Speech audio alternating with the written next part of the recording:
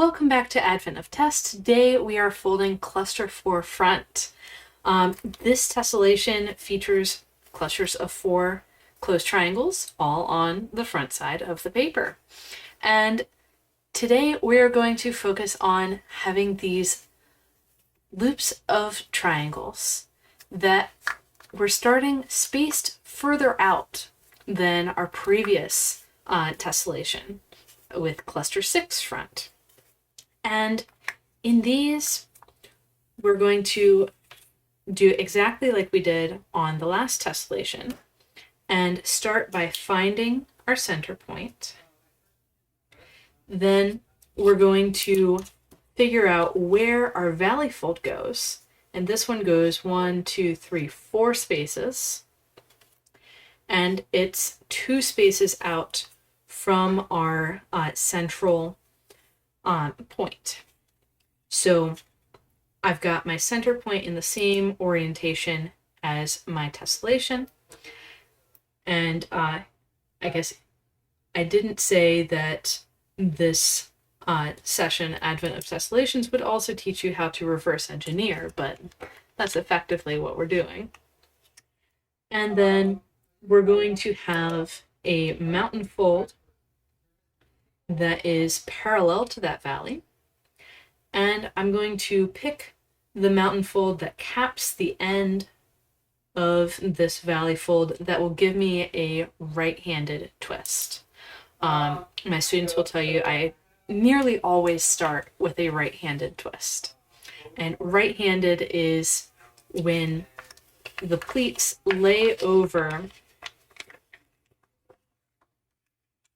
such that when you put your thumb up in the middle, the fingers of your right hand swirl around and don't catch like the fingers of my left hand would.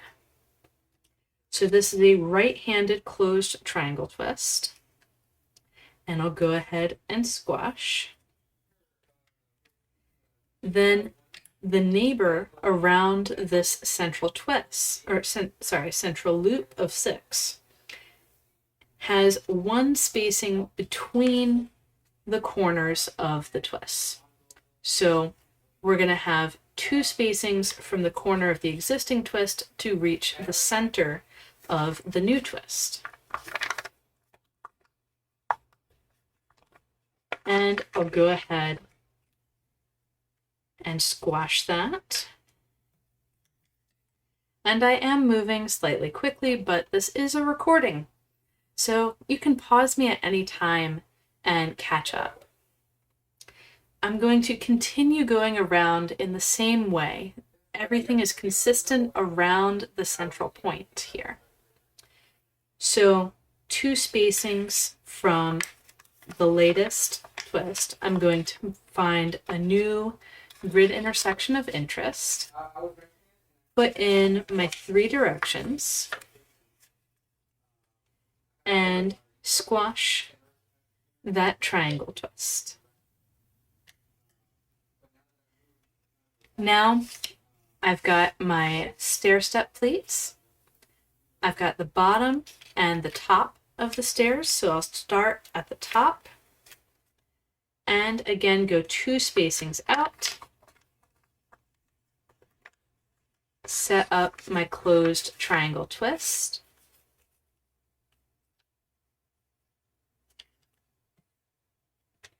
squash, and then continuing around, I'm going to have my centers 2 spaces out along each of these 2 pleats, which means that they're 3 spaces away from each other in between, which is what we would expect because we've been counting corner to center and not center to center. Then I'll squash each of these. And in this tessellation, the rules aren't as particular to individual twists as they were with yesterday's tessellation, where yesterday we were saying, oh, each twist has 2 close neighbors and 1 far neighbor. In this one, there's a cluster of 4 triangles that has a center and an outside, a center and a corner. And so the central twist has all 3 neighbors close, and the corner twist is only close with the center. Everything else is far. So that's a little bit of additional complexity, but you could think of it a different way as, okay, there's a central twist and there's a corner twist, and then I've got a box, triangular box around it of mirror symmetry lines, where this half is the same as that half, just mirrored. And likewise in this direction and in this direction. So what I've got here is 6 corner twists, and they each need a center twist right next to them. So I'm going to go 1 spacing out from the corner to set up my next closed triangle twist, squash it, and then see which of the 2 pleats off of this twist are at the top of the stairs. So this one's at the bottom of the stairs, this one's at the top. I prefer to work continuously from whatever I just made. So I'll go with this twist that's at the top of the stairs. And again, the reason why I'm working from the top of the stairs is to get friendlier overlaps.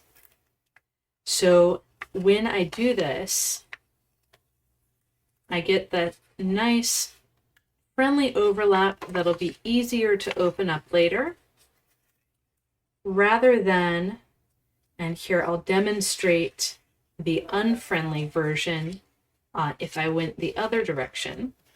Once I iron out this twist. So the paper does still argue with me sometimes. It's one of the reasons why I fold on rotated grids with borders without twists right on the edge. And so here's a demonstration of what would happen and how we deal with it if we were working from the bottom of the stairs, which is slightly harder. So working from the bottom of the stairs, I'm still going to need a twist close to our central twist. And this time, the overlap is unfriendly. So my pleats are coming in towards each other. And that's like an angry arrangement instead of the happy arrangement, which is pleats folding out away from each other. And in this happy arrangement, we can reach underneath and just run our finger through to open up. This one I know needs to be close to its neighbor. And we can go ahead and squash one and then the other. And again, since we're on the edge, the twist is going to give me a bit of grief, but that's okay because I have my bone folder ready to deal with any disagreement. In the unfriendly overlap, I would need to open this up and then pop that bit up. Then when I go to squash, I'm going to need either to flip this existing pleat so I can squash this flat, or to leave things up and try and squash with both twists set up where you are hard pressed to find somewhere to press down on. So I do recommend using those friendly overlaps instead of the unfriendly overlaps. And we do that by starting at the top of the stairs instead of the bottom. So opening our pleat one spacing out from the neighboring corner, I'm going to squash my closed triangle twist. Then if I had more grid, I would have a friendly overlap here. And I'm going to need 2 close triangles, both close in to the center of the cluster.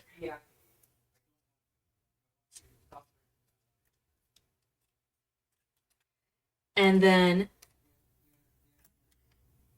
I can squash the other one, and I can do those in either order. So then rotating around again, I find the top of the stairs, put in a new twist close in to the center of my cluster,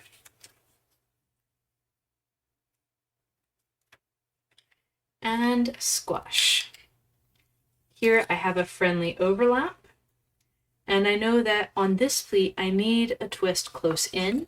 So when I open up, I'm going to find the grid intersection 1 spacing out from the corner, bring everything in, and I'm just laying this second 3-way intersection down flat. I got that 3-way intersection by saying, okay, this 3-way intersection runs over to here, and then it'll pop out a 3rd pleat, and squash. Then sit this 3-way intersection back up, and squash. And again, if the twist right on the edge gives you trouble, use your bone folder or whatever other tool you happen to have and iron that out. Then, just like yesterday, we have 3 pleats that are forming stairs, and here I'm at the bottom, middle, and then top of the stairs. And so I'll start at the top so I get my friendly overlaps. I need a close twist close to the center of the cluster, so 1 spacing out is where I get my 3-way intersection. And I can squash, then going on to the pleat overlap. So whenever we're folding, we put in twists until we have a pleat overlap, then we resolve the pleat overlap with more twists, and then keep putting in twists till we have more pleat overlaps, and then resolve those with twists until we're done. And that's really all we're doing. We're just going around making problems, then solving problems. And then we're done. And I know on this pleat, since it's coming from a center loop triangle that doesn't have a center of the cluster yet, I'm going to need to have 1 spacing between the corner and the center of my 3-way intersection. This pleat runs out to the second pleat of the overlap, and I'll put a 3-way intersection there as well. I've laid this one down flat so I can squash this twist that's the center of the cluster, and then open up and start a new twist. Now, if I'm going to fold this tessellation on a grid with more divisions, I'm going to need to figure out how to continue on from here. And the good news is you're going to run into the same things as you see here in the center. You're going to have stair-step pleats, and you're going to have clusters. You're going to have corners and you're going to have centers. And we have the same spacing between clusters everywhere in the tessellation. We have the same spacing within clusters everywhere in the tessellation. And so as we do our loops around, you might notice we did our first loop around and we started clusters. Then we did our second loop around and we finished all the clusters. And that's a pattern that will continue. If I had more grid, the next loop around would start a bunch of clusters, and then the loop after would finish them. So that's how I would go about creating a broader structure from this seed of a tessellation. Tomorrow, we're still going to be using only closed triangles, but we're going to give things a twist and flip the paper over between each twist. It's going to be analogous to our day 1 tessellation, but with twists alternating sides. So see you then. Happy folding.